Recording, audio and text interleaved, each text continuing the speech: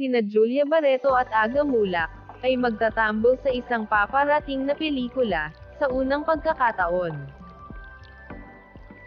Sa direksyon ni Denise O'Hara, ang Forgetting Canseco, ay ang kwento ni Jasmine Rodriguez, gagampanan ni Julia Barreto, isang independent at outspoken na babae, na sumali sa isang internationally renowned choral, kasama si Michael Capistrano, gagampanan ni Aga Mulak, bilang kanilang konduktor.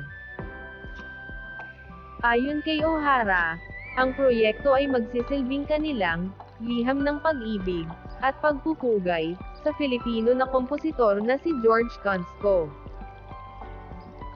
Most of the dramatic movies in the past may signature music ni George Canseco.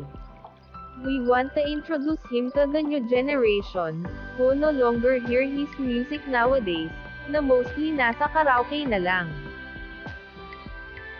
We are using rearranged versions of Canseco music. Excited na sila. The narrative of a Canseco song is really meant for lovers. It makes you feel in love again.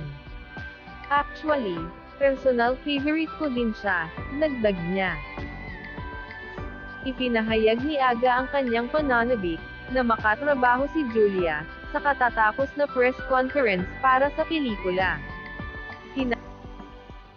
Nakabahan talaga ako, at excited kasi first time kong makatrabaho si Julia. Noong inalok sa akin ang pelikulang ito, sabi ni Julia, "Wow! As an actor, it is a blessing to be able to work and experience na makatrabaho ang artista tulad ni Julia, sa punto at oras na ito ng buhay ko," sabi ng multi-awarded talent. "I will play my age and she will play her age in the story," pagbabahagi niya.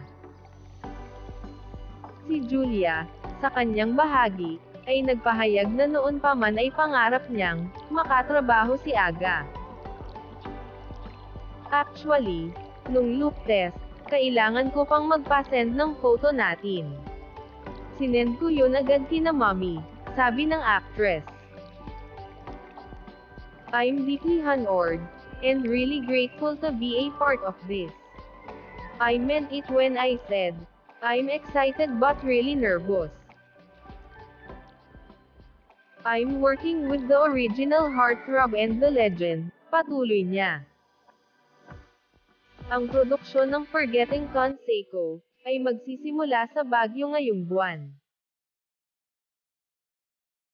Ang mga karagdagang detalye, kabilang ang petsa ng paglabas nito, ay hindi pa inihayag.